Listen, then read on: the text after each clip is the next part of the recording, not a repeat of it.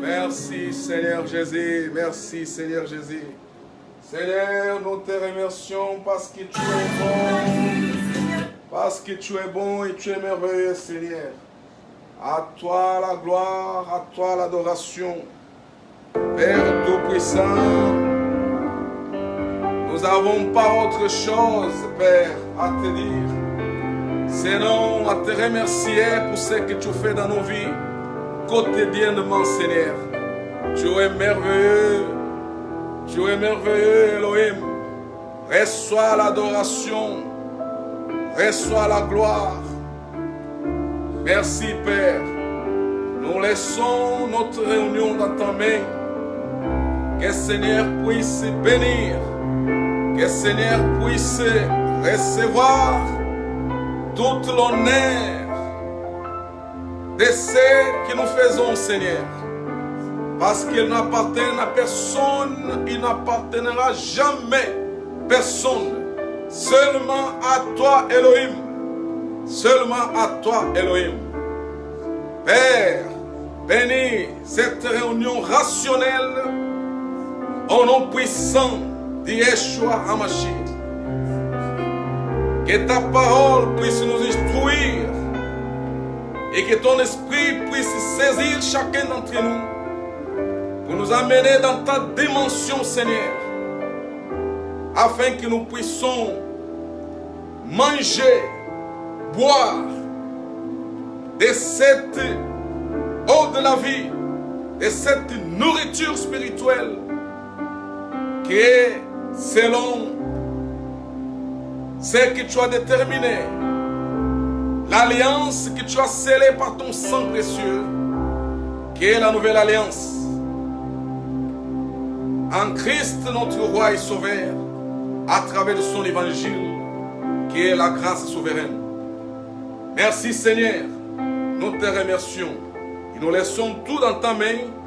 Et nous avons la foi, Seigneur, qu'avant que nous puissions prier, dire quiconque chose, tu les avais déjà su, il t'avait déjà donné et bénir à chacun de tes enfants.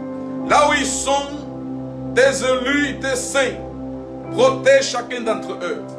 Fortifie, bénis, parce que la bénédiction ne vient pas de ce que nous disons, mais la bénédiction est déjà proclamée et déterminée par la personne de Yeshua. Merci Seigneur, nous te remercions. Des élus qui sont encore dans l'obscurité, dans l'ignorance, Père, seulement toi connais la date que tu as déterminée afin qu'ils viennent à la lumière. Et nous te remercions parce que cela est à voir avec ta souveraineté, Seigneur. Et nous ne pouvons pas discuter avec toi par rapport à tes propos. Nous te remercions simplement et que cet évangile de la grâce puisse, Seigneur, fortifier tes élus, alimenter tes élus et tes saints. Au nom de Yeshua HaMashiach, nous prions ici et nous disons Amen, Amen, Amen, Amen. Gloire à Seigneur Jésus. On peut s'asseoir, on peut s'asseoir. Alléluia, Alléluia, Alléluia. Selon ce qui nous était transmis, je pense que vous allez à l'aéroport là. Oui, oui. Ok. Donc nous voulons présenter nos frères Joseph et Sœur Marie-Ange qui vont réaliser leur mariage samedi prochain à la mairie à partir de 11h et à 13h30 ils seront ici afin que nous puissions simplement bénir cet contrat qu'ils vont sceller, qu'ils ont déjà scellé auprès de leurs parents et ça fait des années. Et aussi ils vont sceller samedi prochain devant les autorités que nous vraiment encourageons à chacun à le faire. Et aussi, ils seront simplement devant nous, les serviteurs.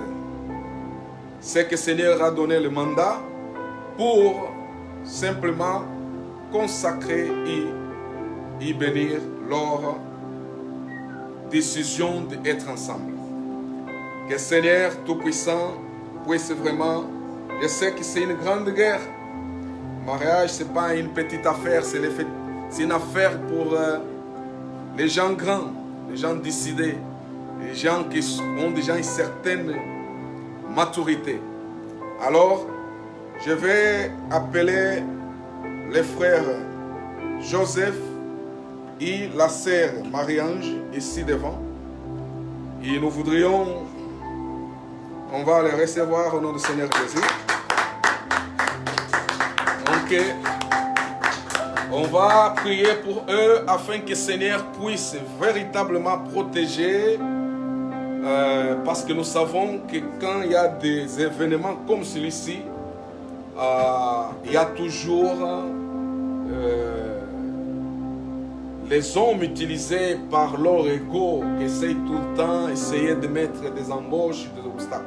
Que le Seigneur vous protège parce que vous êtes vraiment dans la ligne finale, là. Vous êtes en train d'aller. Et alors, que le Seigneur vraiment vous protège et vous garde. Amen. Au nom de Yeshua Mashiach, que le Seigneur, il vous a déjà protégé jusqu'ici. Que le Seigneur continue à vous protéger, à garder. Et votre relation, que le Seigneur puisse encore confirmer cette relation au nom du Seigneur Jésus. Je vais prier pour vous. Seigneur notre Dieu, je laisse tes enfants dans ta main. Nous savons, Seigneur, que samedi prochain, ils vont sceller leur union devant la mairie. Que le Seigneur puisse garder et protéger jusqu'à ce que cela soit réalisé et aussi après la réalisation de cela. Merci Seigneur. La famille, les amis, les connaissances qui seront présents, que le Seigneur donne la paix, l'amour et que tu puisses conforter tes enfants par rapport à cet événement. Merci Père. Bénis, garde et protège. Donne la force. Au nom puissant de Yeshua HaMashiach, nous prions ici. Amen. Amen. Vous pouvez donc, pour les ceux qui devront être présents, à la mairie sera à 11h. Et alors, à 11h. Et donc, si on peut arriver un peu tôt dans le sens de 15 minutes avant, pour qu'on puisse recevoir le couple, ça sera bien et un honneur pour le Seigneur. Et aussi, ici, on sera à 13h30. 13h30. Ici, oui. Parce qu'ils vont faire le tour et tout ça, et après changer. Donc 13h30, on sera ici. Comme ça, 30 minutes, en fait, de conseils à propos du mariage. Et après, les conseils à propos du mariage, prière. Et on va libérer le couple pour la maison où va se réaliser le verre d'eau. C'est ça. Donc, que le Seigneur vraiment vous bénisse et vous garde. Je pense que si vous pouvez aller, vous êtes libre. Ok? Parce que vous avez la route, il faut marcher doucement pour aller chercher la famille et tout ça. Mais Seigneur vous bénisse. Vous pouvez suivre les enseignements après, quand vous allez entrer à la maison, sur notre page de Facebook.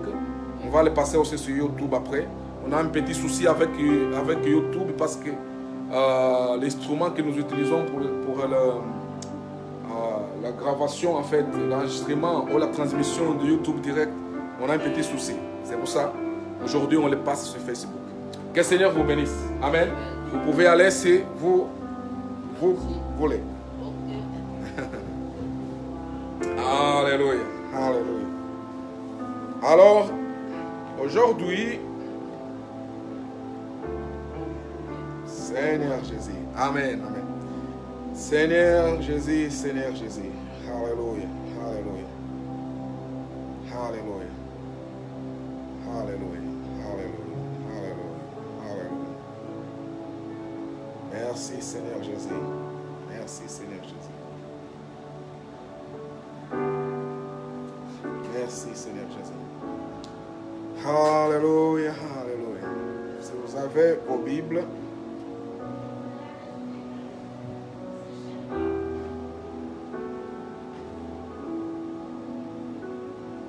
je voudrais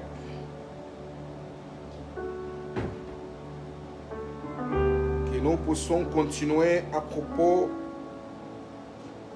de l'assurance du salut. Aujourd'hui, c'est le 3e jour, au 2e, si je ne me trompe pas. Donc, corrigez-moi. 3e jour que nous parlons à propos de l'assurance. Pourquoi nous parlons à propos de l'assurance de notre salut? C'est important de parler de l'assurance de notre salut parce que nous vivons un moment qui, véritablement, il y a un danger sérieux à propos de notre salut. Donc, cet danger réside dans les enseignements actuels qui sont propagés à gauche et à droite à propos du salut que le Seigneur nous a offert. Alors c'est pour cela que nous parlons de l'assurance du salut, pas simplement pour parler, nous parlons de l'assurance du salut pour surtout que les enfants de Dieu, ceux qui sont les élus du Seigneur, soient confortés véritablement dans cet salut que le Seigneur nous a offert, dans cet salut que le Seigneur nous a outorgué. La menace de la vie quotidienne est tellement palpable jour après jour dans la vie des élus. Et on commence à se poser des questions parce que, comme j'avais dit, 90% de la religion contemporaine, de soi-disant le christianisme contemporain, est un christianisme fondé sur libre arbitre. Le libre arbitre, ce n'est pas autre chose que l'homme se fait Dieu. L'homme se fait Dieu par ses moyens. Il écarte les moyens que Elohim a mis en place pour sa justification.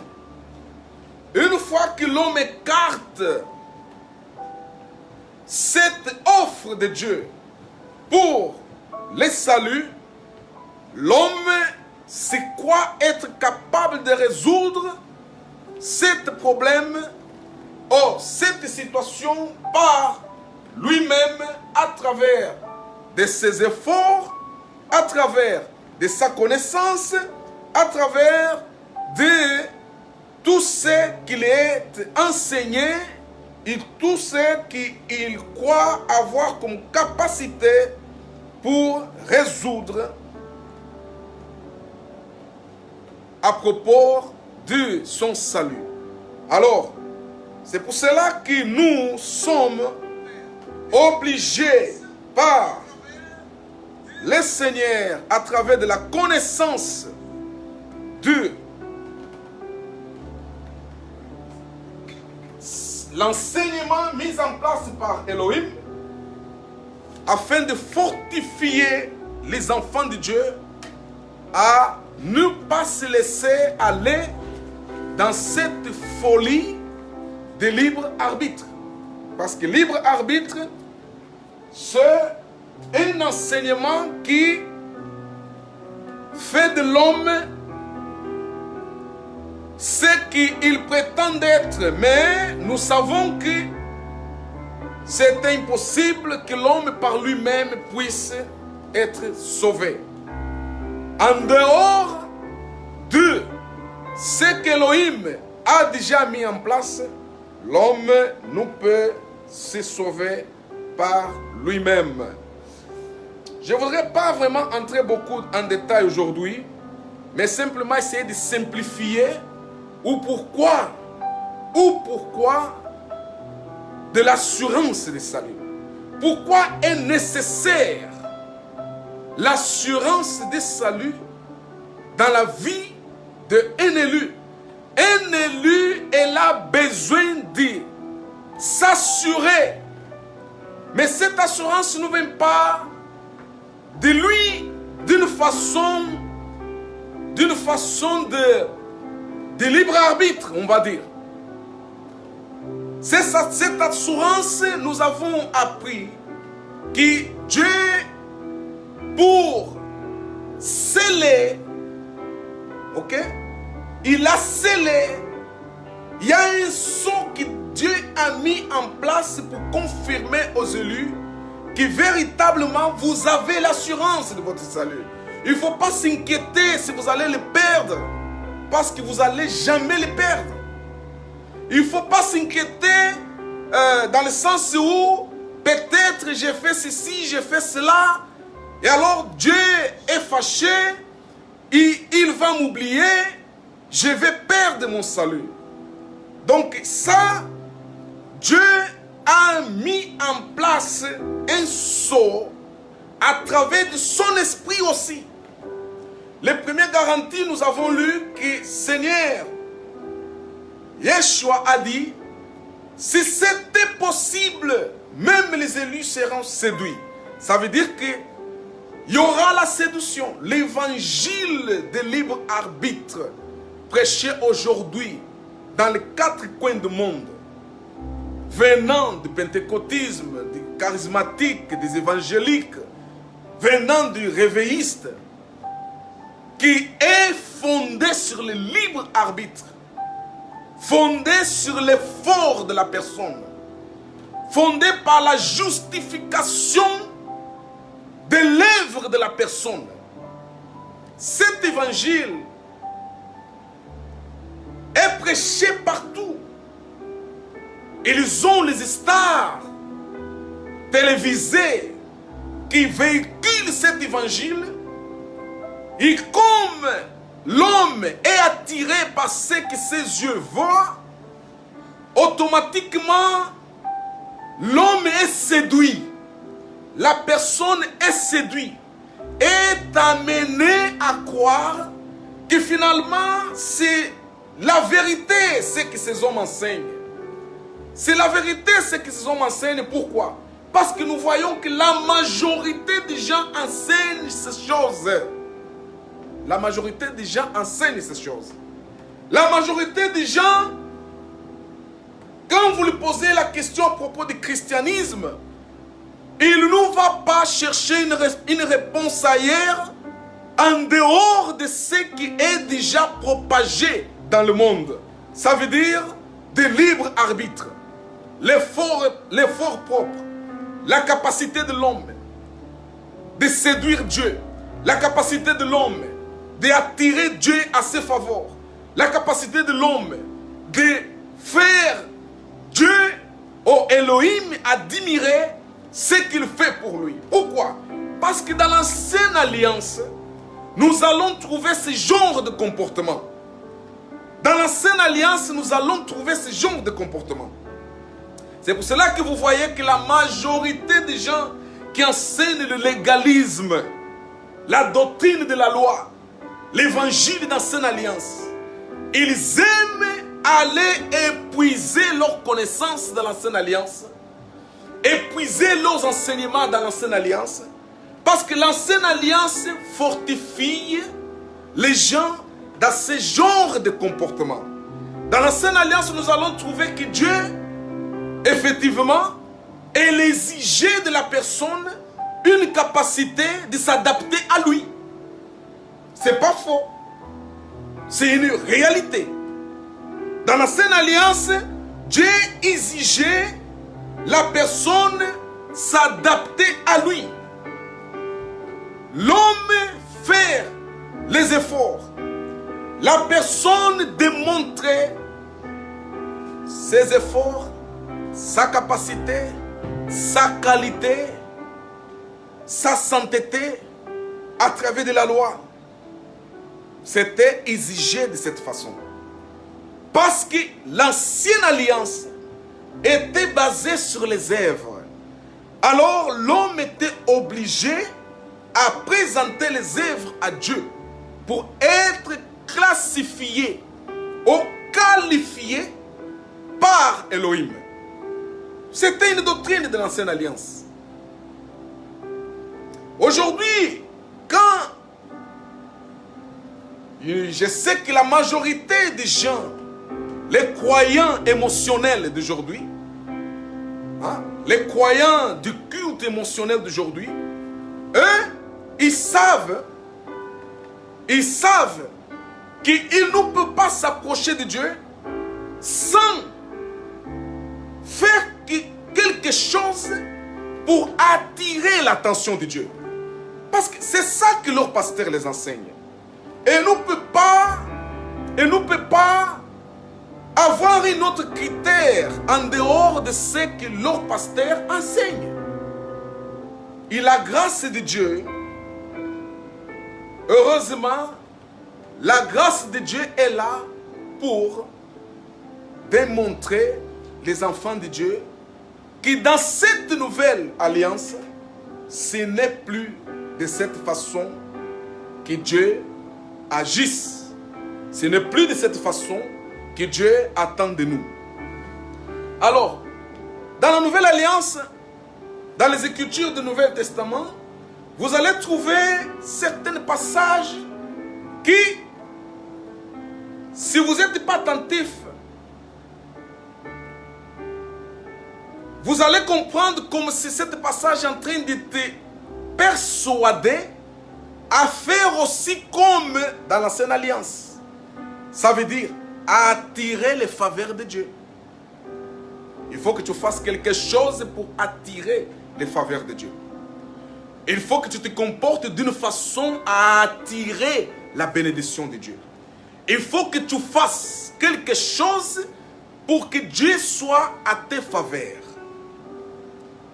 Vous allez trouver quelques passages qui nous amènent dans ce sens-là. Mais il faut que vous soyez attentifs. Parce que dans cette nouvelle alliance, comme j'avais dit dimanche passé, qu'il y a les gens qui disent, l'Écriture dit, Dieu parle de plusieurs façons. Tantôt d'une façon, tantôt d'une autre.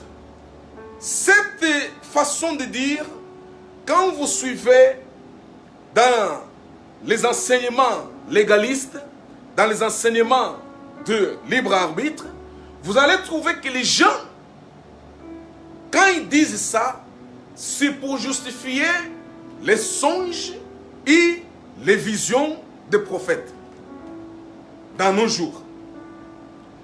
Mais ils oublient que dans ce même passage, Elohim dit que Dieu parle tantôt d'une façon ou d'autre, mais dans notre temps à nous, ça veut dire dans la nouvelle alliance, Dieu nous parle plus d'une façon ou d'autre.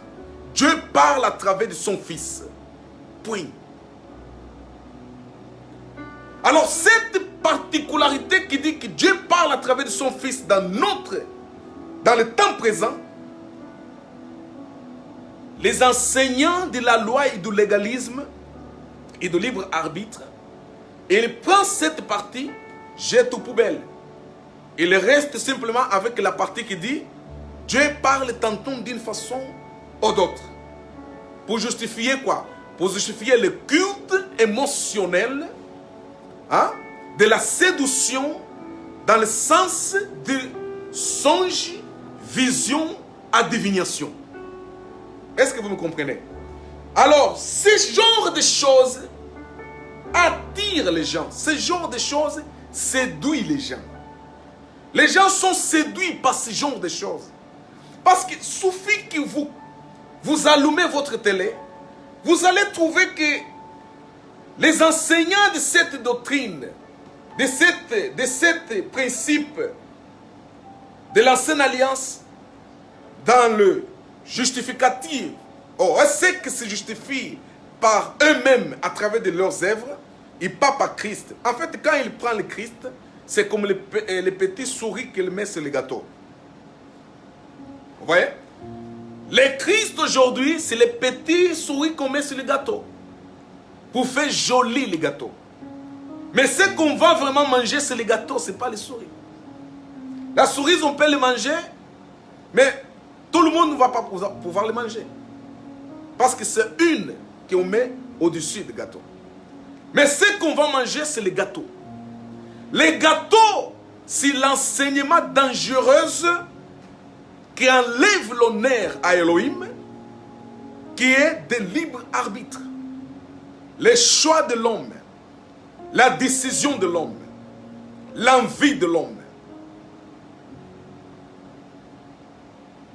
Qui nous se trouve dans notre chose, se trouve dans la justification de la loi, de l'ancienne alliance.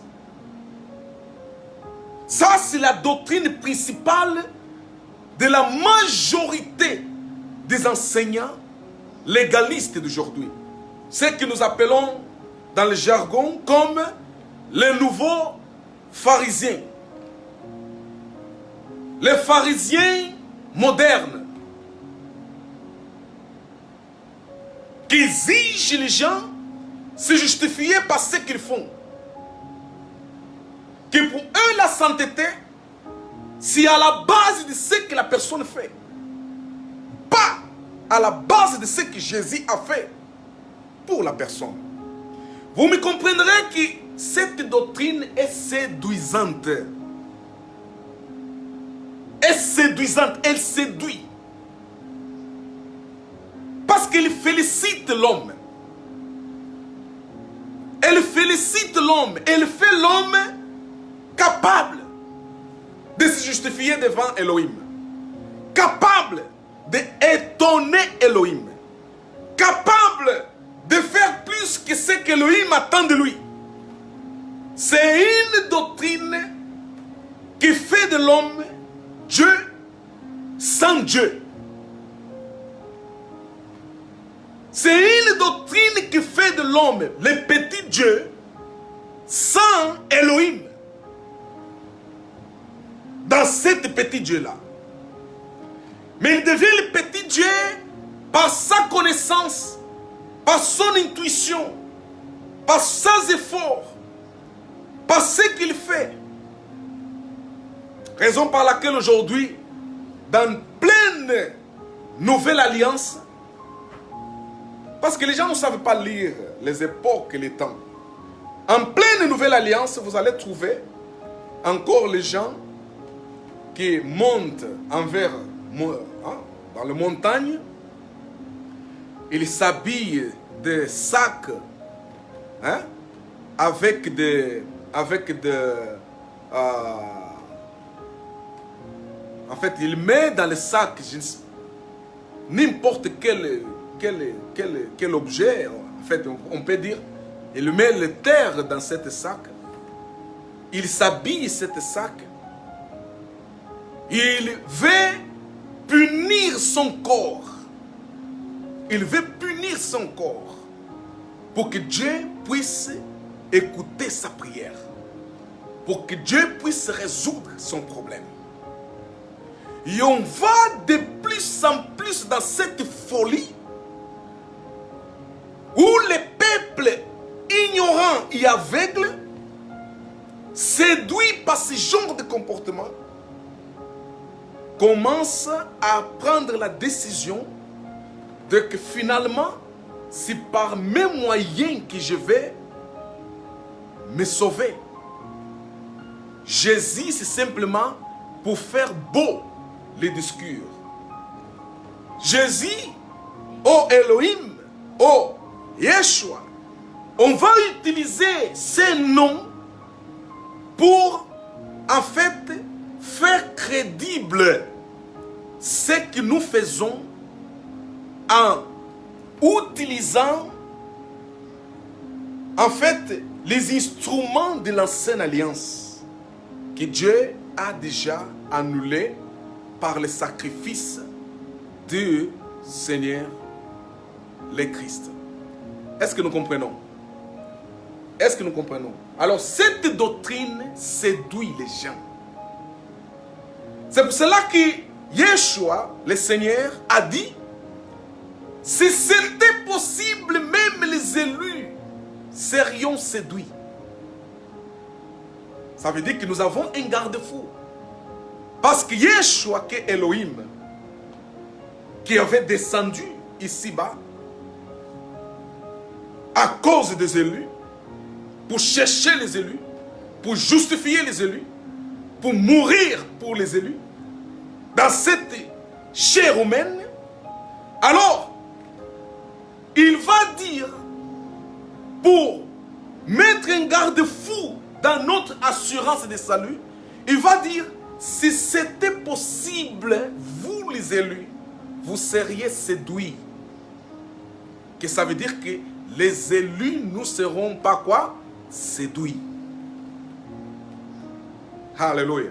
Ça veut dire que toute cette doctrine, tout cet spectacle, que la doctrine, l'enseignement erroné qui enlève, véritablement enlève la souveraineté d'Elohim. Parce que quand la personne est capable de faire tout, elle n'a pas besoin d'Elohim. Quand la personne est capable de faire tout pour lui-même, ou par lui-même, elle n'a pas besoin d'Elohim.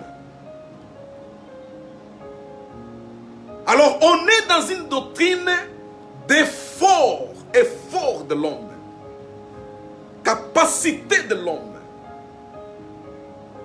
d'attirer Dieu, de séduire Dieu. Vous vous rendez compte?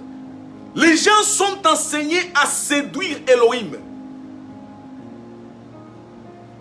À séduire Elohim à travers de ce qu'ils font.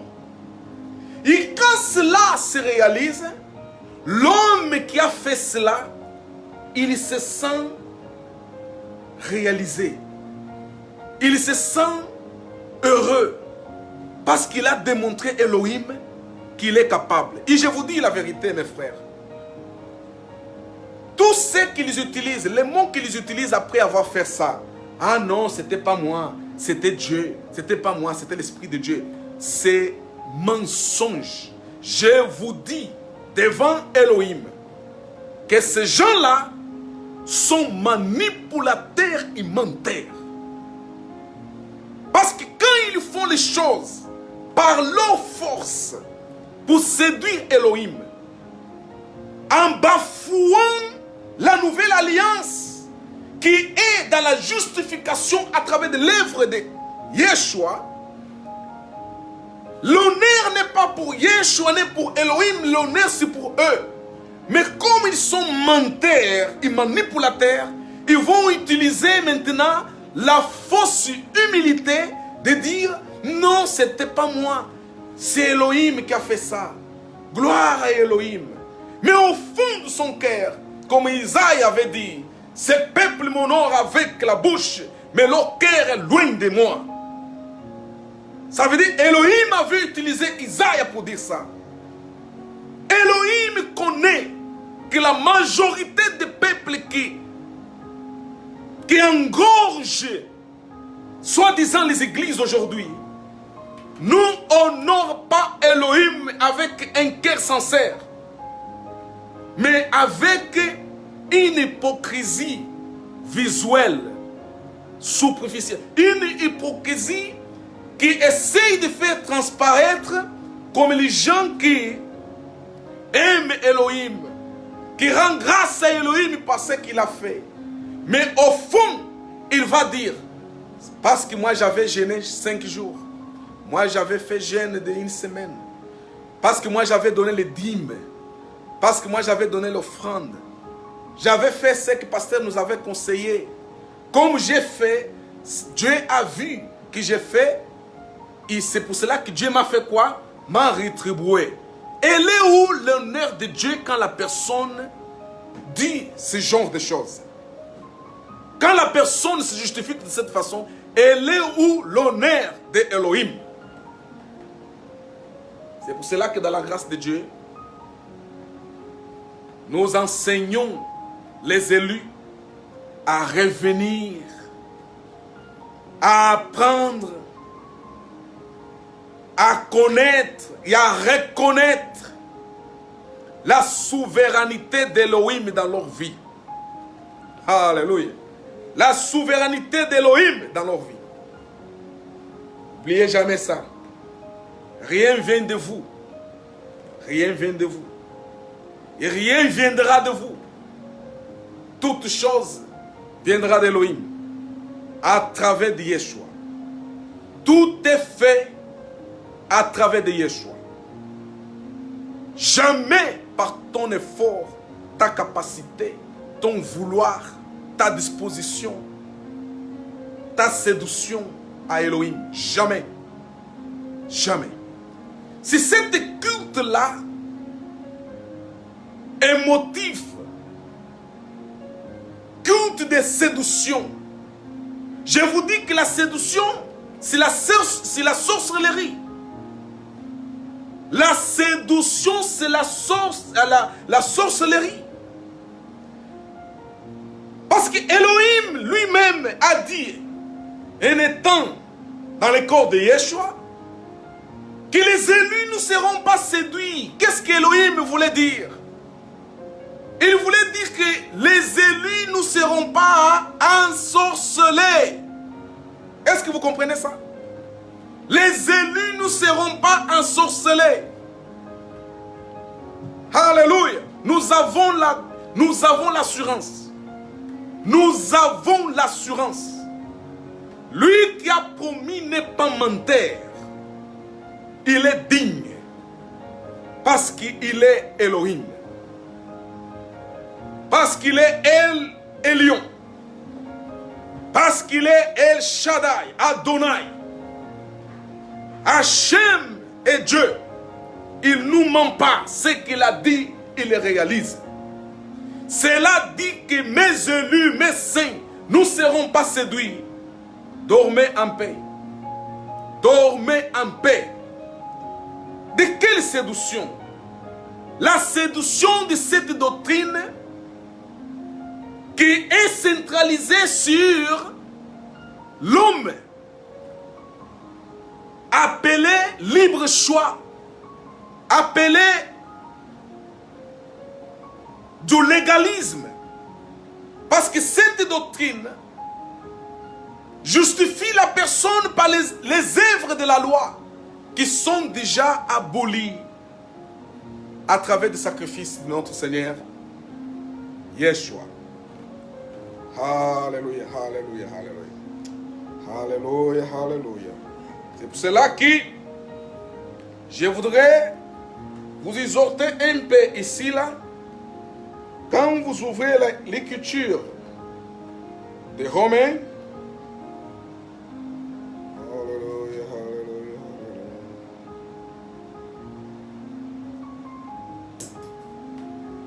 alléluia. Alléluia. Romains, Elohim dit quelque chose à travers de son envoyé. Bien-aimé frère Paul,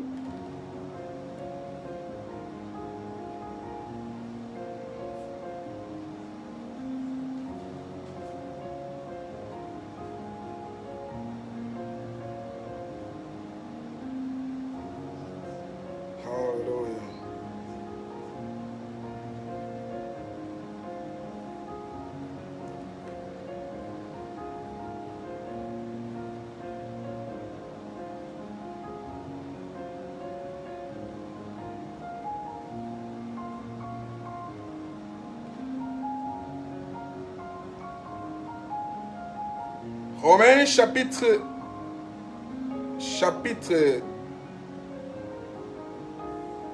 10, Romains chapitre 10.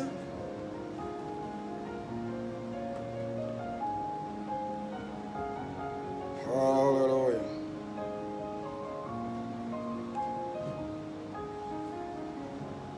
Verset 1, 2 jusqu'à 3. Ici, dans ma Bible, dit suivant. Frères, les souhaits de mon cœur et ma prière à Dieu pour les Israélites, c'est qu'ils soient sauvés.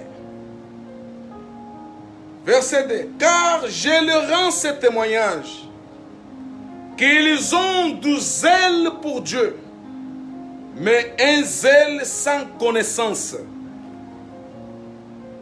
Verset 3. Car ne connaissez point la justice de Dieu. Ils cherchent à établir leur propre justice. Ils ne se sont point soumis à la justice de Dieu. Verset 4. Car Christ, que Yoshua, est la fin de la loi pour la justification de tout croyant. Ici, nous avons une réponse plus que claire. Elohim ne pouvait pas parler autrement. Là, Elohim, il est clair et concis. Envoyé d'Elohim, qui est l'apôtre de Yeshua, bien-aimé Paul, Elohim l'a fait connaître et comprendre une chose. Il avait dans son cœur la tristesse. La tristesse, il dit que le souhait de mon cœur, ça veut dire son vouloir à lui. Ici, vous allez comprendre qu'il y a un vouloir de l'homme, il y a un vouloir de qui? De Elohim. Et nous, dans la grâce de Dieu, nous privilégions le vouloir d'Elohim.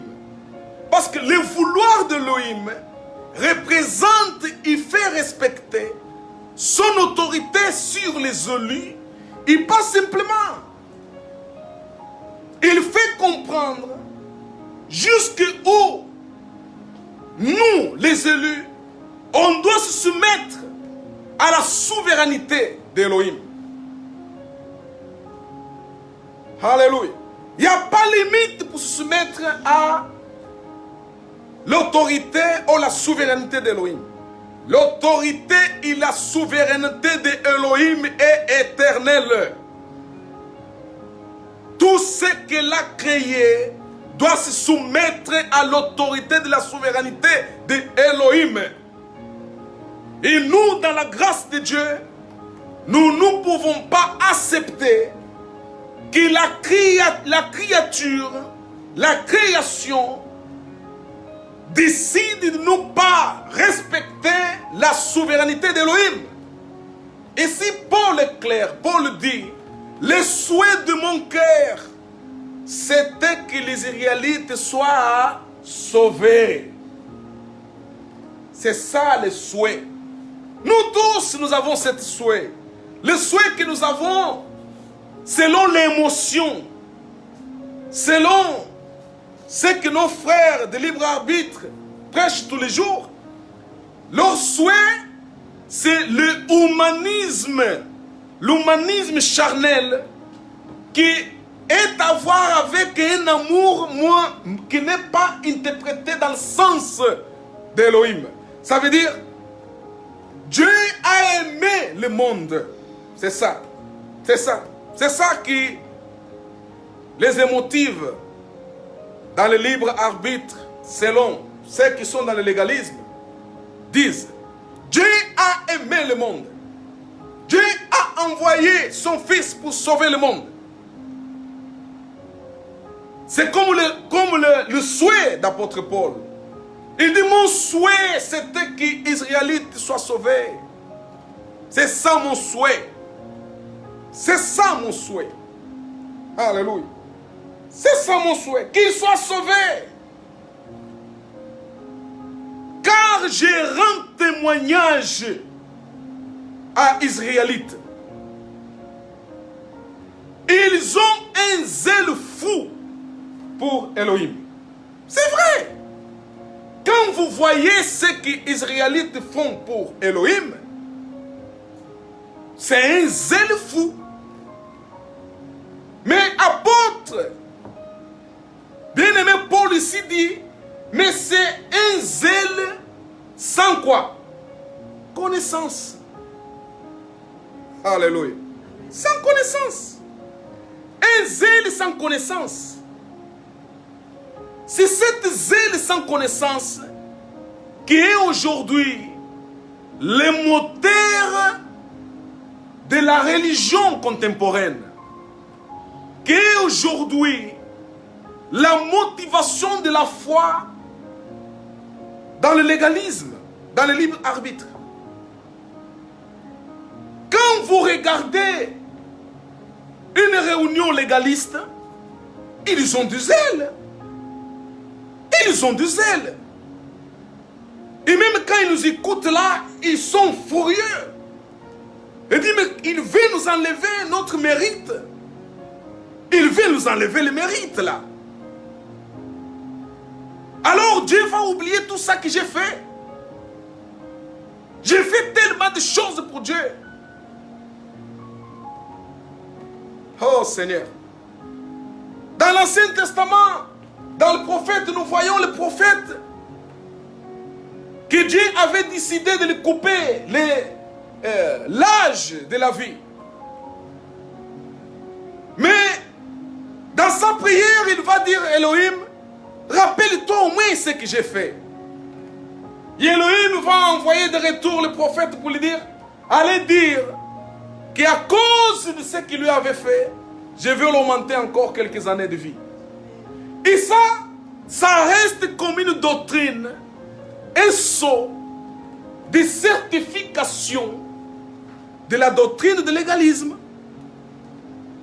De la doctrine de l'égalisme. Oh Seigneur, ils ont du zèle. Bien sûr qu'ils ont des ailes. Quand tu entres dans une culte légaliste, tu vas trouver les gens, ils ont du zèle. Mes frères, quand je dis ça, c'est pas pour offenser quiconque personne. C'est pas pour humilier quiconque personne. Loin de moi ça. Je ne suis pas digne de humilier, offenser ou diminuer quiconque personne. Simplement, nous voulons que les élus sortent d'ignorance et comprennent les fondamentaux de l'enseignement du Seigneur Jésus. Nous voulons simplement transmettre une vérité qui peut faire du mal. Mais cette tristesse que cette vérité va laisser dans ton cœur, elle a un objectif. Que tu puisses se remettre en question par rapport à la façon comme tu étais enseigné à adorer Elohim. Parce qu'il faut que vous compreniez qu'on est dans la nouvelle alliance. On est dans une nouvelle dispensation. Dans la nouvelle alliance, nouvelle dispensation, nous avons une façon appropriée d'adorer Elohim. Nous avons une façon adéquate, celle qu'Elohim a mise en place pour que nous puissions l'adorer. Et alors nous ne pouvons pas chercher des arguments parce que cela, ça nous satisfait. Non. Apôtre Paul ici, il dit que son souhait, c'était que tous les Israélites soient sauvés. Moi, personnellement, mon souhait aussi, c'est pareil. Parce que moi, je ne peux pas dire que non, je suis content quand Dieu a déterminé sauver quelques-uns et pas les autres. Humainement parlant, ça fait mal. Ça fait mal. Humainement parlant, je ne peux pas accepter ça. Je ne peux pas accepter ça. Humainement parlant, je conteste ça. Et je dis non, Dieu, tu es un Dieu d'amour.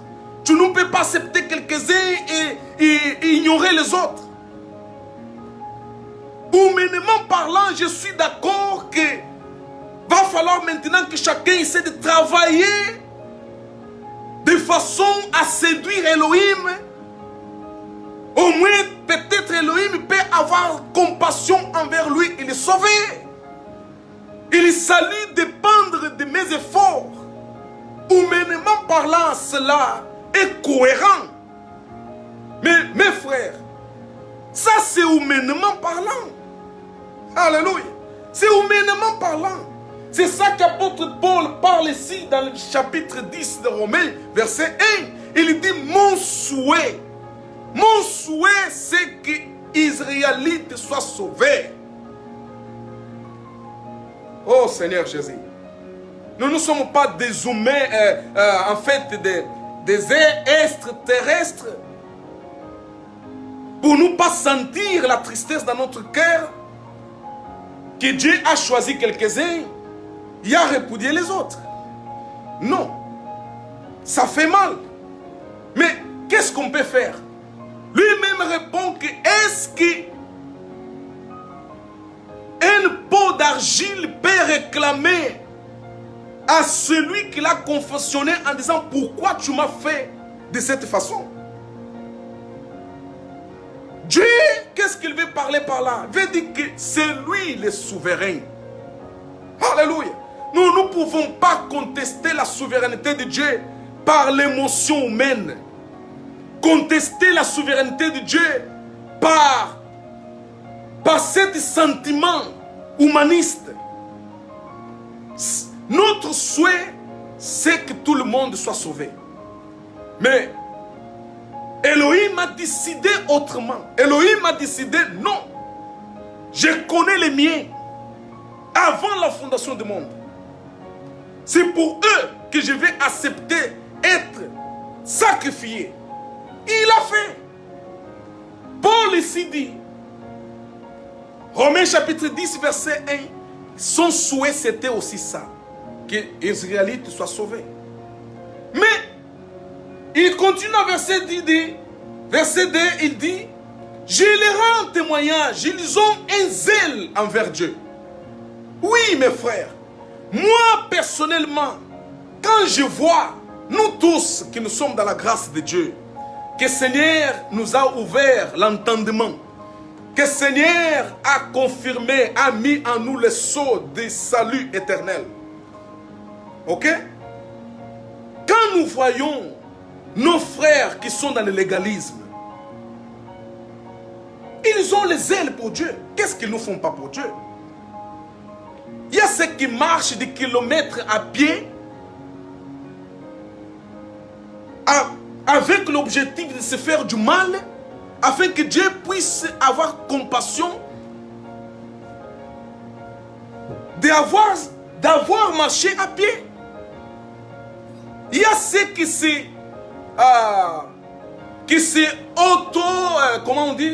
autoflagellent eux-mêmes. On a déjà vu ça. Ils se autoflagellent, ils se font des incisions, se coupent, ils font verser leur propre sang. Tout ça pour tirer la compassion de Dieu. Tout ça pour que Dieu puisse avoir l'amour pour eux. Que Dieu puisse accepter leur sacrifice. Pourquoi ils font ça? Parce qu'ils nous ont enseigné que tu seras justifié et accepté par Dieu par rapport à ce que tu fais. Et c'est ça qu'apôtre Paul appelle un zèle sans connaissance.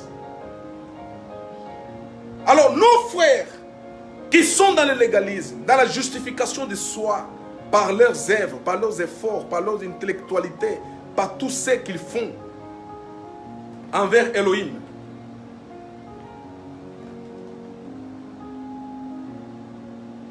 Je peux dire comme apôtre Paul, ils ont un zèle pour Elohim. Mais cette zèle, c'est un zèle sans connaissance. Quelle connaissance? Quelle connaissance? Apôtre du Seigneur ne va pas loin. Il est méthodique. Il explique chose par chose. Quelle connaissance manque? Verset 3, il répond. Il dit, car connaissant la justice de Dieu, car ne connaissant point la justice de Dieu, ils cherchent à établir leur propre justice. Ça, c'est le manque de connaissance. En fait, les gens ignorent la justice qu'Elohim a mise en place pour leur salut, pour leur justification. Ils vont chercher leur propre justice. Quelle est leur propre justice? Par les œuvres qu'ils font pour séduire Dieu. C'est ça que vous allez trouver comme la ligne orientale, mestrelle, la ligne, on va dire la ligne même de fondement d'enseignement dans le légalisme. Tu vivras par ce que tu fais. C'est ça. Et là, tu vas voir les gens, ils font ce qu'ils font dans leurs églises à la recherche d'une approbation de Dieu, à la recherche de la compassion de Dieu. Et en faisant cela, ils jettent ce que Dieu a déjà fait pour eux. Ça veut dire qu'ils ignorent maintenant la justice de Dieu par leur propre justice. Ce n'est pas ça qui se passe dans vos églises, ou dans vos réunions, ou dans la religion que vous suivez aujourd'hui. Ce n'est pas ça. C'est ça. Ce n'est pas différent par rapport aux Juifs, par rapport aux Israélites. Ce n'est pas différent. Et alors, Paul continue en disant dans le verset, Alléluia, il dit dans le verset 3, que parce qu'ils cherchent à établir leur propre justice, ils ne se sont point soumis à la justice de Dieu. Quelle est la justice de Dieu? La justice de Dieu, c'est que la personne est déjà justifiée par l'œuvre du Seigneur Jésus le Christ. Ça veut dire, Elohim a déjà justifié les élus par ce que Jésus le Christ a fait. À partir du moment que Yeshua a sacrifié son corps pour les élus, donc à partir de ce jour-là, les élus n'ont plus rien à exécuter, à faire pour justifier leur salut. Est-ce que vous comprenez?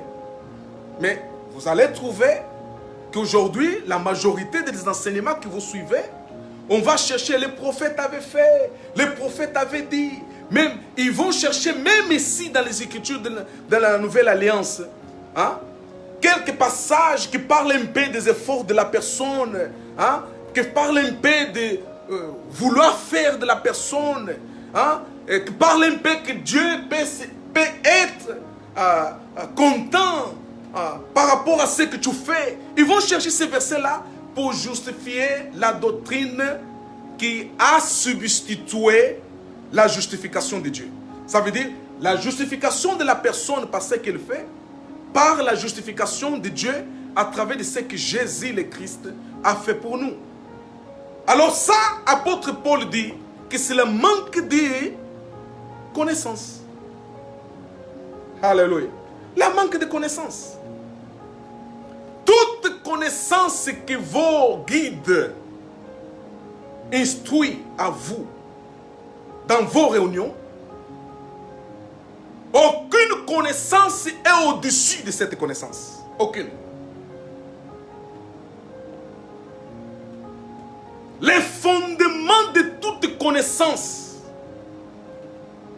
c'est quand cette connaissance prend en compte absolu, je dis absolu, de la justification de la personne par l'œuvre de Yeshua à la croix. Est-ce que vous me comprenez? Parce que des fois je parle de Yeshua, je parle de Jésus. Je parle de Jésus pour ceux qui sont encore bébés, qui n'ont pas compris que cet Jésus-là, c'est Yeshua. Okay? Amen. Alors, les 3, il dit, verset 4, il dit, maintenant, il va affiner la connaissance. Il dit, car Christ, ça veut dire car Yeshua, est le fin de la Torah. Yeshua est fin de la Torah. Yeshua est fin de la loi. Cette loi que les gens vont chercher pour pratiquer afin de trouver la justification. Après, afin de trouver en fait l'approbation de Dieu. Et si l'Écriture dit que Yeshua est la fin, ça veut dire que par lui, la loi est finito, abolie. Ce qui fait que quand toi tu essaies de te justifier par la pratique des œuvres de la loi, Dieu ne tient pas ça en compte. Parce que ça fait 450 ans que Dieu avait donné la loi pour que l'homme puisse se justifier par la pratique des œuvres. Mais l'homme était incapable. Alors pourquoi, une fois que Dieu a fait un faveur envers vous, en pratiquant lui-même la loi pour vous, vous voulez ignorer ce qu'il a fait? Et vous allez encore chercher la loi qui ne pouvait plus vous justifier. Vous n'êtes pas censé quand même. Admets avec moi que vous n'êtes pas censé. Donc, le problème c'est ça qu'apôtre Paul dit, une zèle sans connaissance. Nous adorons Elohim. Si en vérité nous adorons Elohim. Mais parce que moi, je vous dis en vérité que quand vous adorez Elohim, dans la justification des œuvres de la loi, c'est une fausse adoration. Quand vous adorez Elohim par la justification de vos œuvres à vous, c'est une fausse adoration. Quand vous voulez se justifier par ce que vous faites devant Elohim, c'est une fausse justification. Alléluia. Apôtre clair ici dessus. Il est clair, clair comme l'eau cristalline. Il est clair. Alors, ça, pourquoi on a parlé de ça? On a parlé de ça pour vous faire comprendre que la séduction que le Seigneur a dit que c'était possible, les élus seraient séduits, c'est ça là. En fait, je vous parle de ça. Je parle aux élus, comme je dis tout le temps, je dis et je répète. L'évangile de la grâce souveraine de Elohim est adressé aux élus de Elohim. N'est pas adressé à tout le monde. Et exclusive pour les élus, les saints, que Elohim lui-même a choisi avant la fondation du monde. Quand il m'écoute, il s'identifie dans ce que l'esprit de Elohim parle dans nos bouches. Est-ce que vous comprenez? Parce qu'ils sont élus. Sont élus d'Elohim. Mais, comme Yeshua avait dit, plusieurs sont appelés, mais moindres choisis. Alors nous avons plusieurs dans les assemblées. Je sais que les critères d'aujourd'hui de la séduction, c'est de faire une église pleine. Par exemple, une église pleine. Vous allez voir que les gens, pour avoir la crédibilité dans le message, quiconque message qui parle, qui cite le nom de Jésus aujourd'hui, les gens, les premiers critères, ils voient. Est-ce que son église est pleine de gens? Premier critère. est-ce que dans son église, il y a un miracle? Deuxième critère. Troisième critère. Dans son église, le pasteur est prophète. Ces trois critères sont les critères visibles. Visibles. Que la majorité qui n'est pas choisie, écoute-moi bien, Elohim avait dit. Des fois, quand je vous parle Elohim, je dis, je cite, pour exemple, Yeshua. Et pour exemple, ici, maintenant, je vous dis, Elohim avait dit que plusieurs sont appelés et moindres sont choisis. Tu vas dire, non, non, c'est pas Elohim qui a dit ça. C'est Yeshua qui a dit ça. Yeshua est Elohim. C'est pour cela que je vous parle afin que votre esprit soit totalement vidé de l'ignorance. Quand je vous parle de Yeshua, je vous parle de Elohim. Quand je vous parle de Elohim, je vous parle de Yeshua. Parce que lui, c'est le je suis. C'est lui qui avait parlé, Moïse. Qu'il a dit, je suis m'envoyé. Et cette je suis, vous allez le trouver aussi dans les Jean chapitre 8. Quand les pharisiens, les juifs vont lui poser les questions, il va lui dire, je suis. C'est Elohim. Yeshua est Elohim.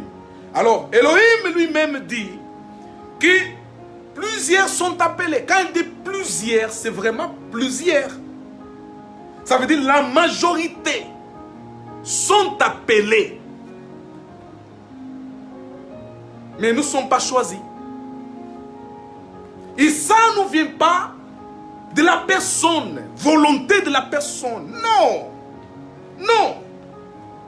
Ça ne vient pas de la volonté de la personne, mes frères. Éphésiens. On va dans Éphésiens afin que vous puissiez comprendre une chose. Alléluia, alléluia. Alléluia, alléluia. Je sais que vous connaissez déjà cet verset. Si vous êtes habitué à nous suivre. Éphésiens chapitre 2. Chapitre 2, verset.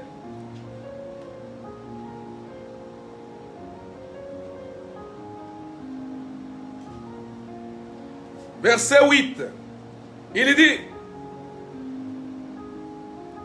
et vous, par la grâce, vous êtes sauvés à raison de cette assurance, et cela non vient de vous, car c'est un don de Dieu. Hey, hey, alléluia, alléluia, alléluia. Oh Seigneur Jésus.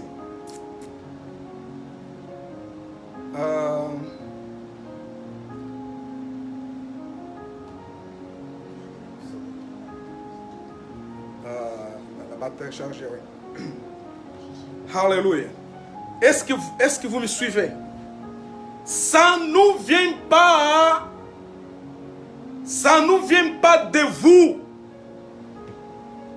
Il dit que c'est par une faveur que vous ne méritez pas que vous êtes sauvés. Une faveur. Oh Seigneur Jésus. Une faveur. C'est ça qui manquait. Que les Israélites puissent comprendre que ça ne viendra plus de eux, de leurs efforts, de leurs ailes, mais d'une faveur de la part d'Elohim. Une faveur imméritée de la part d'Elohim. Alors, il dit que c'est en raison de cette assurance. Faites attention.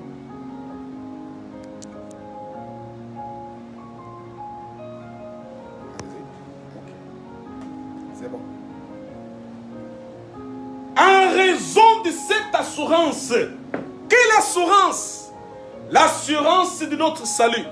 En raison de cette assurance que nous avons de la part d'Élohim, ok? Assurance de notre salut gratuit. Est-ce que je me fais comprendre? Notre assurance vient d'un salut gratuit.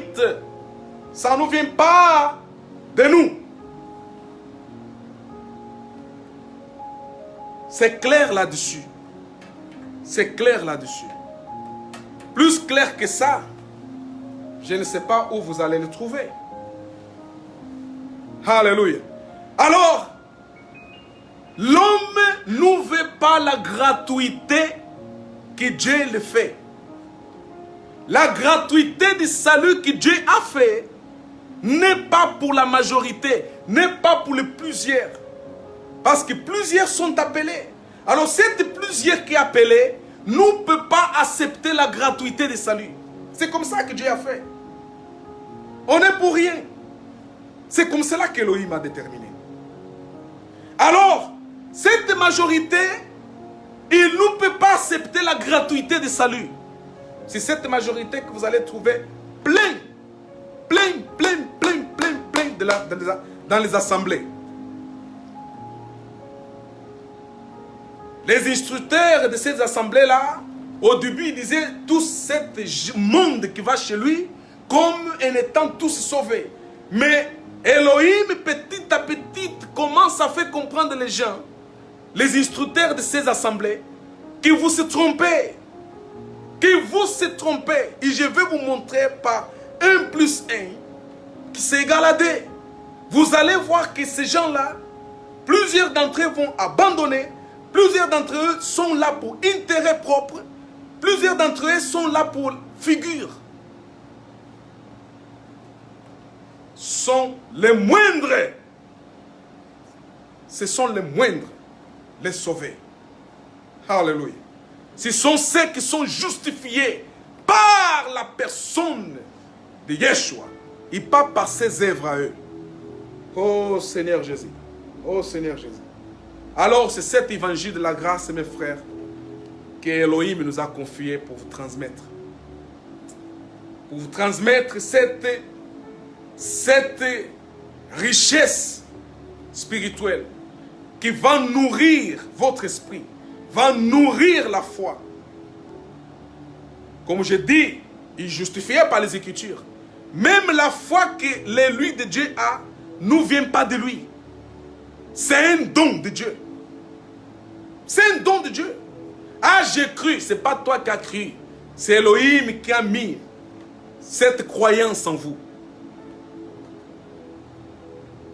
C'est pour son honneur. C'est pour son honneur.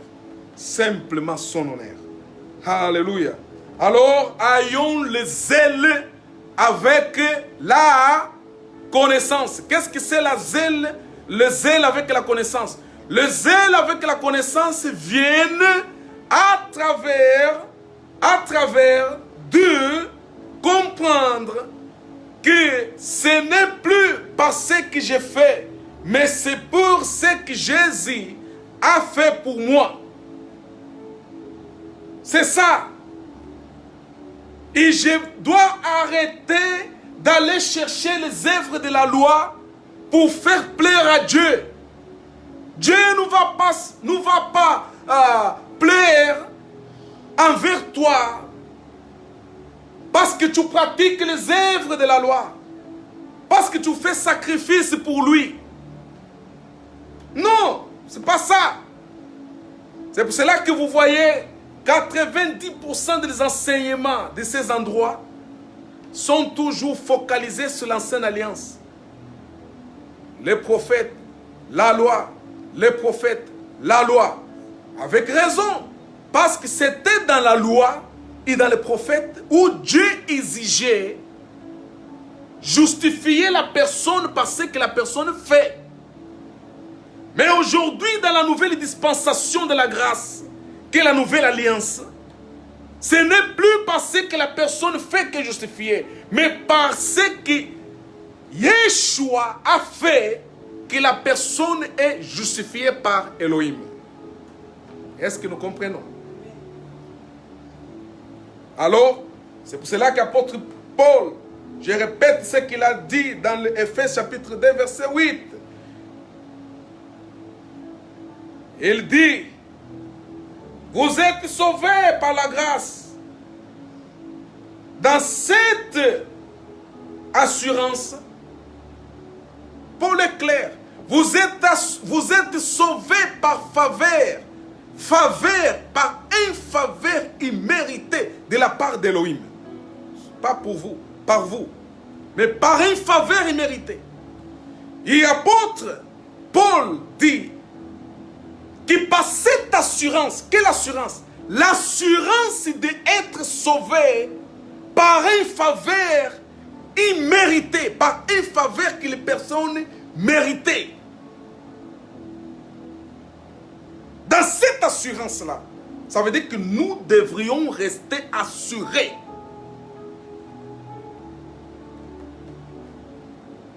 Notre objectif, ce n'est pas de séduire les gens parce que nous savons que la séduction, c'est la sorcellerie.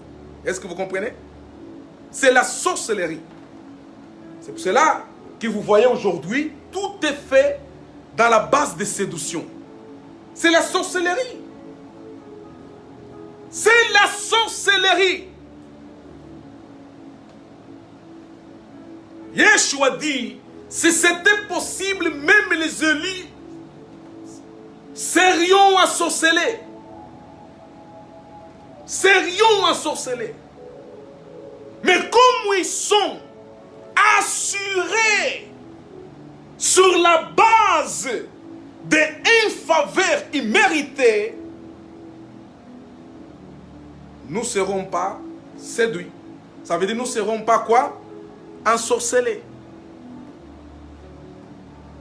Vous comprenez?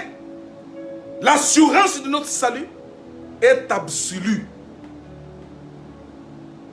L'assurance de notre salut n'est pas conditionnée, mes frères. Non.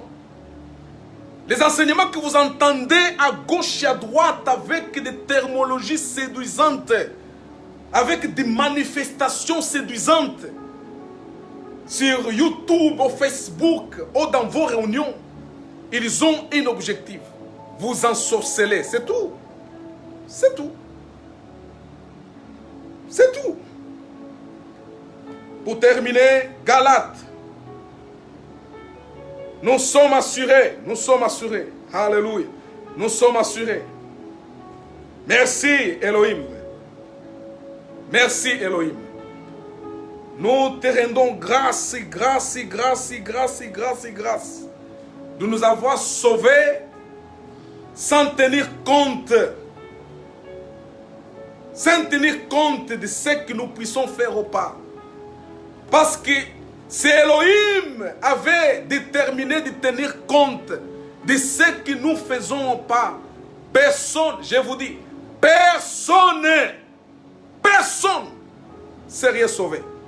Personne.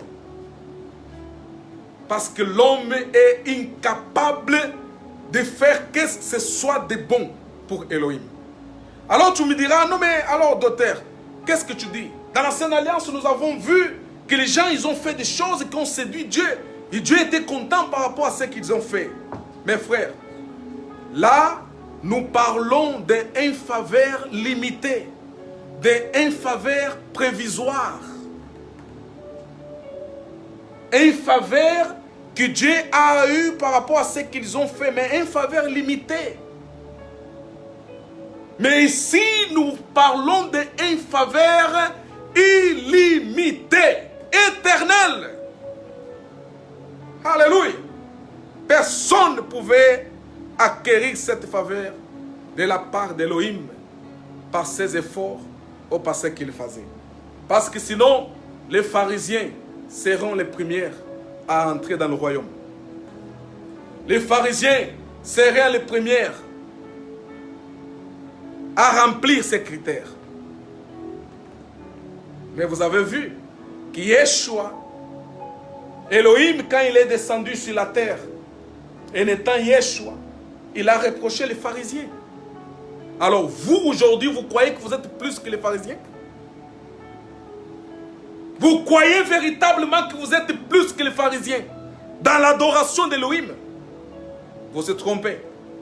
Les pharisiens sont vos maîtres. Mais nous, notre maître, c'est Elohim. Notre maître, c'est Yeshua. Est-ce que vous comprenez? Est-ce que vous comprenez? Les gens qui pratiquent le légalisme, les gens qui pratiquent le libre arbitre, le libre choix, les gens qui veulent se justifier par ce qu'ils font devant Elohim, sont les frères des pharisiens. Parce que ça, c'était la doctrine des pharisiens. C'est pour cela qu'apôtre Paul parle dans les Romains 10 en disant, en vouloir se justifier par ses œuvres à eux, ils ont oublié de se justifier par l'œuvre que Dieu a fait. Vous comprenez? Donc, Galates, alléluia, alléluia, alléluia. Merci Seigneur Jésus.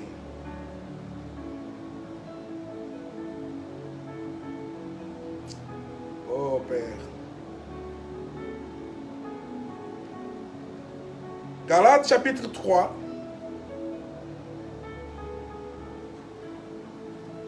Verset 1. Il dit suivant.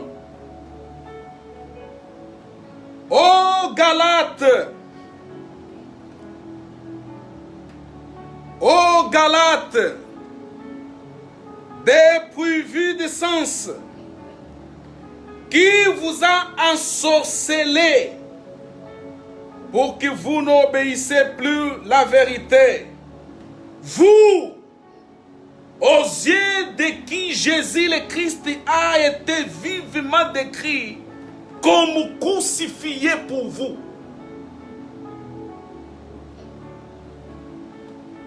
Qui vous ensorcelez de ne plus tenir en compte que Jésus le Christ, Yeshua, était crucifié pour vous.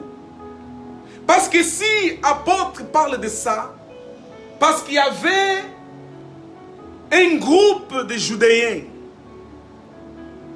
qui se sont fait aussi chrétiens, parce qu'ils fréquentaient l'église, la réunion, l'assemblée de Jérusalem, où étaient Pierre, Jacques et les autres apôtres.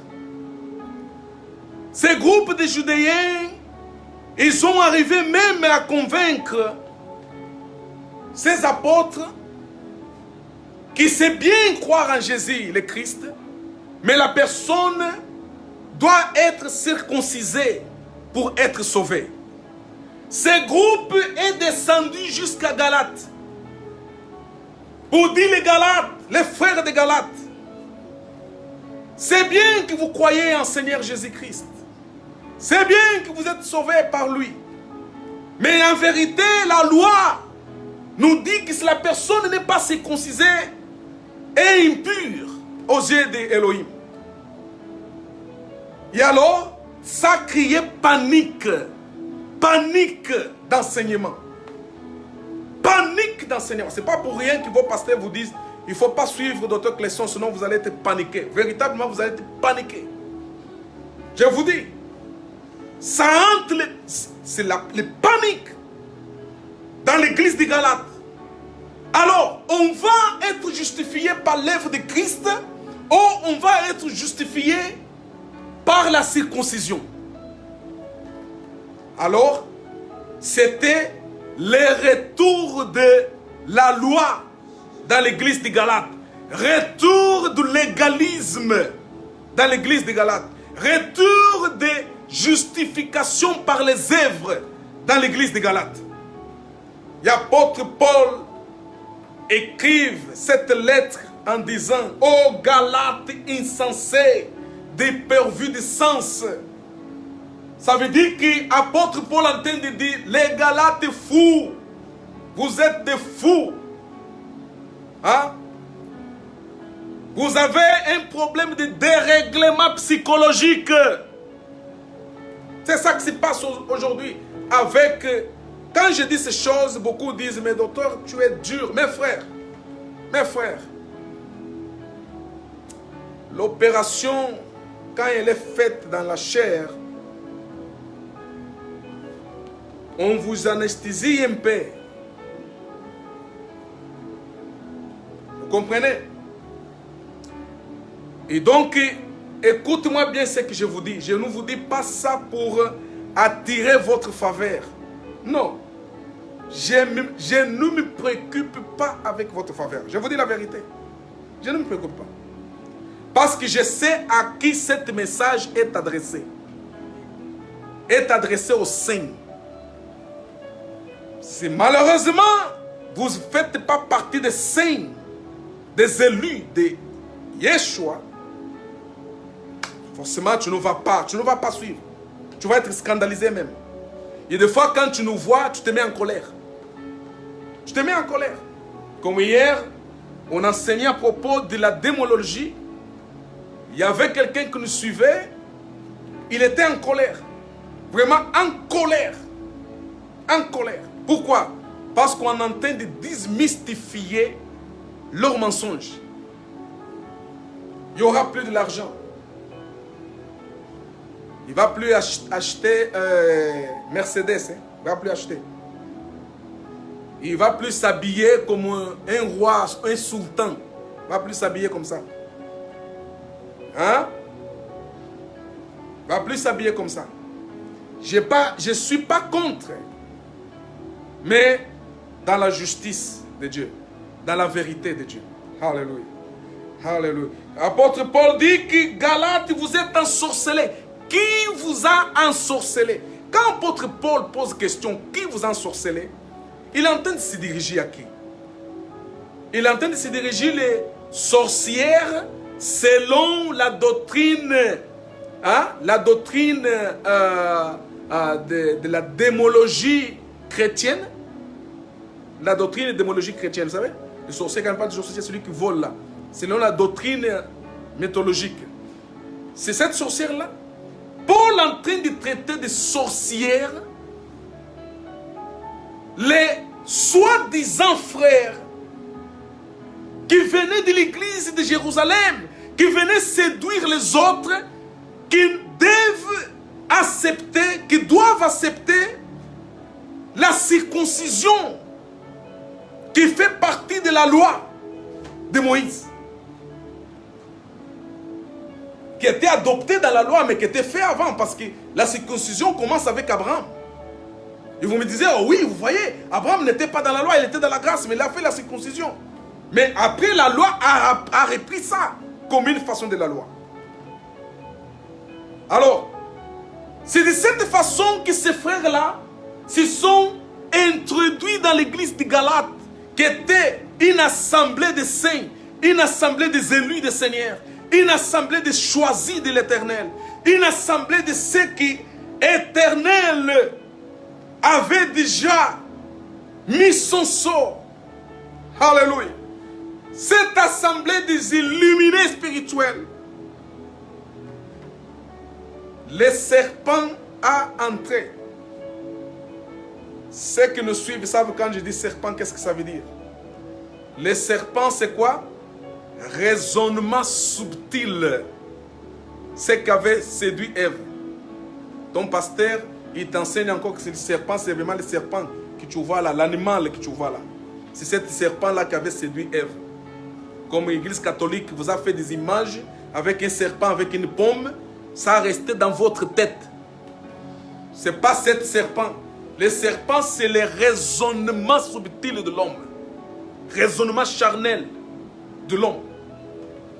Alors, cet raisonnement subtil a fait que les gens qui étaient dans l'église de Jérusalem viennent dans l'église de Galates, qui était une église, une assemblée des élus, de la grâce de Dieu, qui avait l'enseignement de la grâce de Dieu.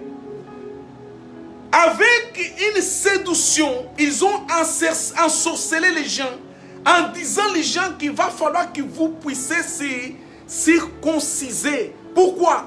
Parce qu'ils ont pris une thématique en disant que la circoncision, ce n'est pas la loi. Parce qu'Abraham, notre père, l'avait fait. Alors, Les gens qui étaient à Galate ont dit, oui, c'est pas faux. Abraham n'était pas dans la loi. Abraham, c'était dans la dispensation de la grâce. Alors, si Abraham a fait, ça veut dire que nous aussi, qu'on est dans la grâce, on peut le faire. Et ça, vous allez trouver, il y a beaucoup de gens aujourd'hui qui prêchent la grâce mélangée de cette façon. Une grâce qui appelle Satan de Satan. En fait, Satan, et au rien d'être un nom commun, Satan va devenir un nom propre pour désigner l'ange qui est tombé du ciel. Mais il prêche la grâce. Vous allez trouver la grâce qui vous dit, vous pouvez donner les dîmes, mais il prêche la grâce.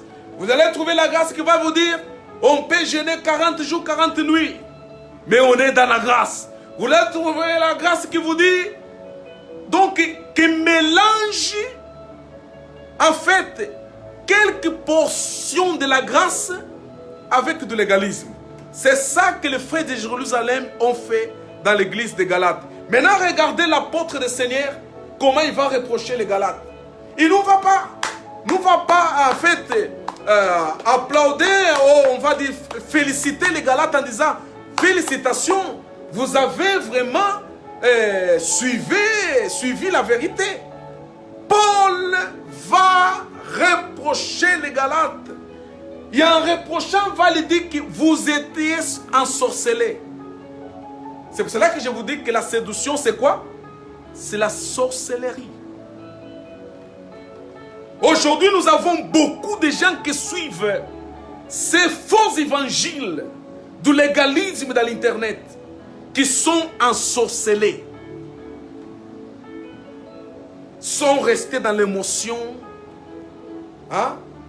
Dans l'émotion, dans une fausse humiliation. Il cherche à tirer les faveurs de Dieu par ce qu'il fait. Jésus, le Christ, n'est pas le fondement de leur foi. Mais nous, dans la grâce, nous ne pouvons pas se comporter de cette façon. Alléluia. Alors, qui vous ensorcelez pour que vous nous obéissez plus la vérité? Quelle vérité apôtre Paul en train de parler? La vérité, c'est la grâce, mes frères. Actes chapitre 20, verset 24. La vérité, c'est la grâce. Jean chapitre 1, verset 17. La loi est venue avec Moïse. Mais la vérité est la grâce. Ça veut dire que la grâce, c'est la vérité. Vous allez chercher autre vérité où? Mes frères, nous ne soyons pas ensorcelés par ces doctrines qui enlèvent l'honneur à Elohim pour le donner à l'homme. Alléluia. Donc, Jésus est le Christ, oh, Yeshua, le Messie.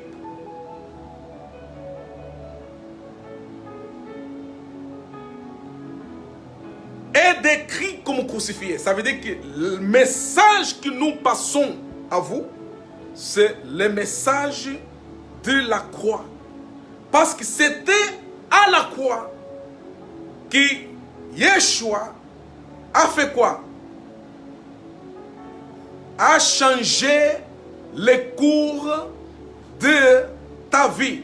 Ça veut dire que à la croix, il a porté tous tes défauts, ta condamnation, ta mort, ta malédiction, tout ce qui te préjudiciait. Il t'a attribué à toi la justification. Alléluia. Donc, c'est ce message que l'apôtre Paul a enseigné les Galates. Mais un autre message, un autre évangile de la loi mélangé avec le nom de Jésus est entré dans les Galates pour vous dire que non, il faut se circonciser. Parce qu'en vérité, quand nous voyons la circoncision, ce n'est pas la loi. Abraham l'avait pratiquée. C'est ça que vous entendez aujourd'hui, beaucoup de gens vous dire, oh non, ça c'est pas la loi, parce que ça c'était fait avant la loi.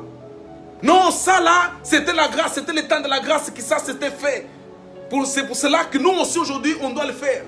Mes frères, Faites attention avec ce genre de séduction. Ne soyez pas ensorcelés. En tout cas, si vous êtes élus de l'Éternel, vous ne serez jamais ensorcelés pour ce genre d'enseignement. Restez dans la grâce. Restez ferme, comme l'apôtre Paul avait dit. Restez ferme dans la grâce. Il y a beaucoup qui des fois, par des messages interposés, ils disent, ouais, maintenant nous entendons beaucoup de la grâce, tout le temps la grâce, la grâce, la grâce. J'ai entendu l'autre hier dire, oh, il y avait un certain complexe de citer mon nom. Je sais que beaucoup, en tout cas, je vous félicite quand même dans cette point, d'éviter vraiment des confrontations. Quoi, hein. Donc, citer le nom, donc ça va nous amener vraiment dans une apologie, je vous dis apologie, à propos des Écritures. Alors, je vous félicite par rapport à ça. Et alors, il reste dans une message un peu courbe, en fait. Oh non, il parle de la grâce. Qu'est-ce que c'est la grâce? La grâce, c'est une faveur méritée. Vous voyez, même dans l'ancienne, il est allé me chercher l'écriture de Genèse chapitre 6 en disant, Noé a trouvé la grâce aux yeux de Dieu. Mais vraiment, je ne voulais pas te dire ça, mais je te dis, mon frère, ça c'est pour les élèves. Hein? Ça c'est pour les élèves. Et Noé a trouvé la grâce aux yeux de Dieu. Noé a trouvé la grâce, ça veut dire une faveur. Mais là, on ne vous parle pas d'une faveur irrésistible. On ne vous parle pas d'une faveur permanente. On ne vous parle pas d'une faveur éternelle, qui est le salut qui était en Christ. Et nous prêchons les faveurs imméritées qui est le salut éternel en Christ. Est-ce que vous comprenez? Les faveurs que Noé a eues, c'est une faveur que nous appelons faveur limitée. Limitée. Vous comprenez ça? Alors, malheureusement, nous avons les gens comme ça. Mais, je vous encourage, même dans les cachettes que vous faites, vous cliquez, vous restez quelques secondes, après vous sortez et vous continuez à regarder. Je vous félicite aussi. Hein? Continuez à nous suivre. J'ai la foi que Dieu va t'aider à sortir de l'ignorance. Tu viendras dans cet évangile de la grâce souveraine du Seigneur Jésus le Christ qui est notre Elohim Yeshua. Amen. Que le Seigneur vous bénisse et vous garde. Au nom puissant de Yeshua HaMashiach, nous voudrions terminer notre réunion d'aujourd'hui. Termine par ici. On se met debout et on va remercier le Seigneur. Alléluia, alléluia. Alléluia, alléluia, alléluia, alléluia. Elohim soit glorifié, soit exalté. Elohim soit glorifié, il soit exalté parce qu'il est Dieu. Il n'y a pas un Dieu en dehors de lui. Honneur, honneur, honneur, honneur à Elohim. Alléluia, alléluia, alléluia, alléluia. Alléluia, alléluia. Alléluia, alléluia, alléluia. À Elohim la gloire, à Elohim la gloire, à Elohim la gloire. On va remercier le Seigneur pour nous avoir donné cette opportunité d'être présent et assurer le salut. Assurer le salut. Tout ça que nous avons appris aujourd'hui, c'est que pour que vous puissiez être ferme dans la grâce, votre salut, les élus, est inconditionnel. C'est un salut que Dieu ne conditionne rien de ta part. Lui, il t'a donné pour toujours. Alléluia. Alléluia. Alléluia. Alléluia. Alléluia, alléluia, alléluia, alléluia, alléluia, alléluia. Il est là le Seigneur, il est là le Seigneur. Merci Seigneur Jésus. Merci Seigneur Jésus. Merci Seigneur Jésus. Alléluia, alléluia, alléluia. À toi la gloire.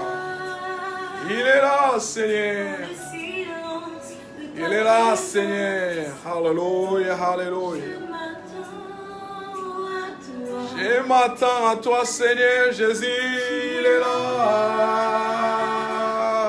Dans le secret de ton intimité. Alléluia, alléluia. Un soupir. Oui, avec toi. Il est là. Dans le silence de ta présence, je m'attends à toi. Tu es là, dans le secret de ton infinité. Mon âme s'ouvre à toi et toi. Tu es là, dans le silence de ta présence. Je m'attends avec toi. Tu es là, dans le secret de ton intimité. Mon âme soupire à toi et toi. Tu es là, l'assistance de ta intimité. Toi avec toi.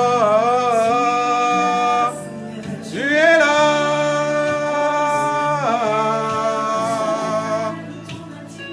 Ton intimité, Seigneur, avec toi. Tu es là, dans le silence. Alléluia, alléluia. J'entends, tu es là, dans le secret de ton intimité. Mon mari avec toi. Tu es là, secret de ta puissance. Dans le silence de ta présence, Seigneur. Alléluia. Tu es là, dans le secret de ton intimité. Soupir à toi. Tu es là.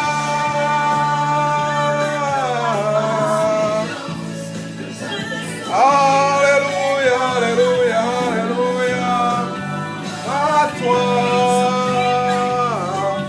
Tu es là.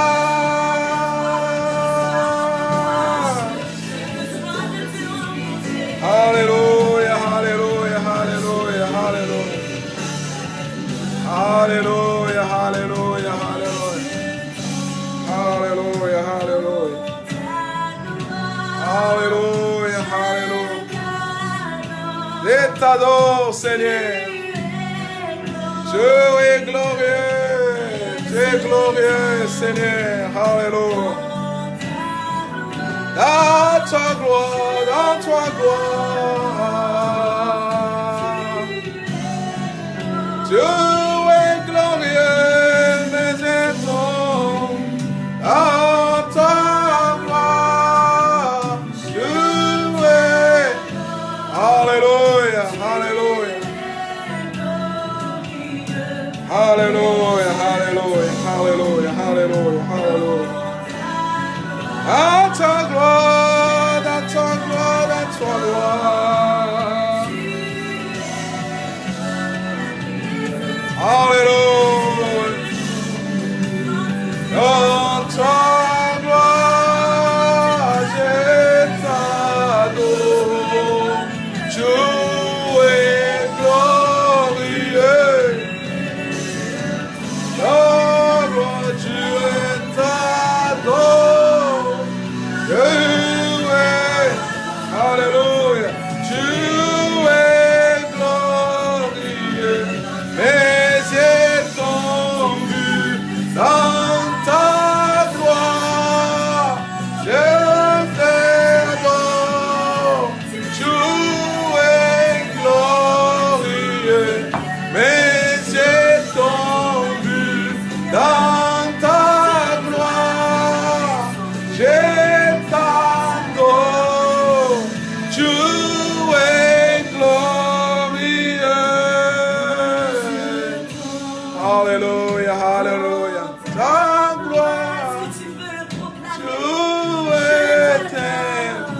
Alléluia.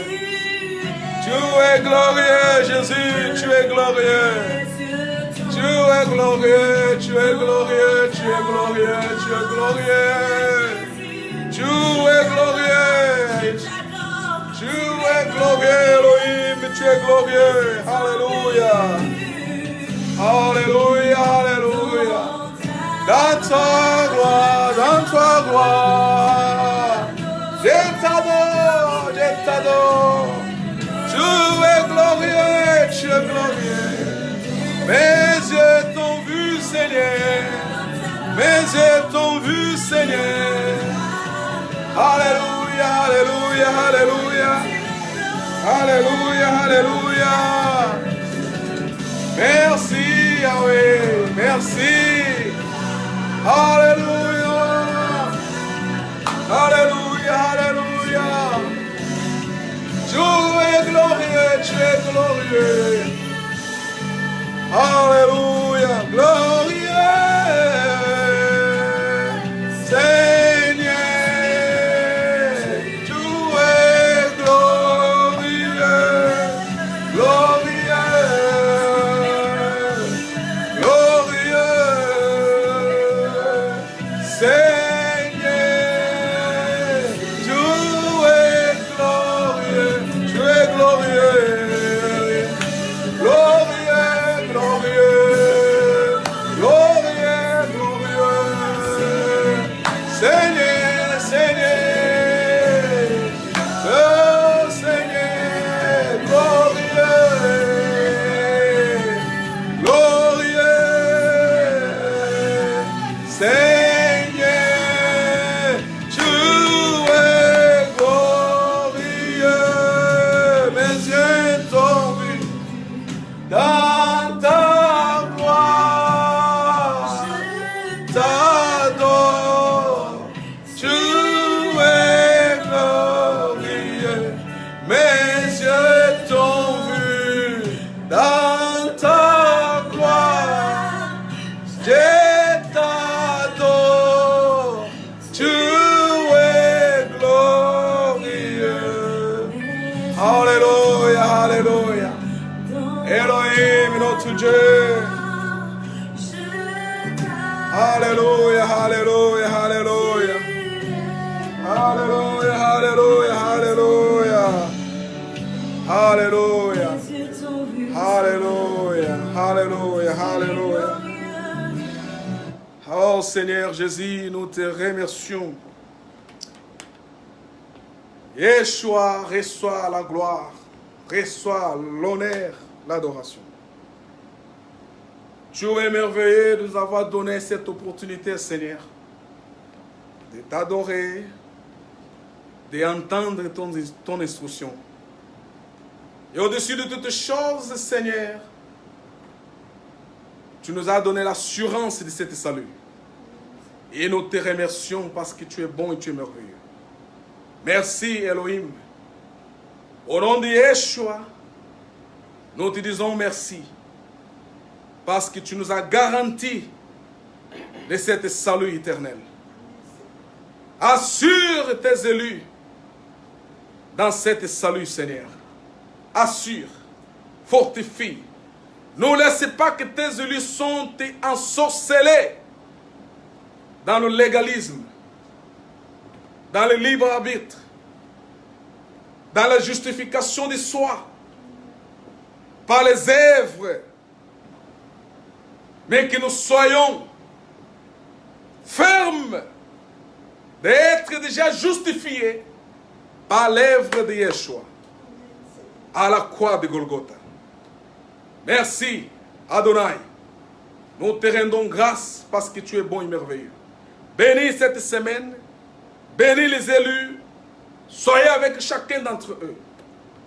Adonai, je laisse les autres élus, ces élus que tu as choisis pour administrer ta connaissance. Aide, Seigneur, chacun d'entre eux à être fidèle à cette nouvelle dispensation de la personne de Yeshua HaMashiach. Merci, Adonai. d'avoir fait cela pour l'honneur et gloire de ton nom. Nous te bénissons parce que tu es notre Père. Nous te bénissons parce que tu nous as choisis avant que le monde soit fait. Merci Adonai. Hachem, ton nom soit béni. Au nom de Yeshua HaMashiach. Nous bénissons la semaine et la vie de chacun de tes enfants. Au nom de Yeshua HaMashiach. Ceux qui sont malades à la maison, qui ont des problèmes, des difficultés, Hachem, je laisse dans ta main,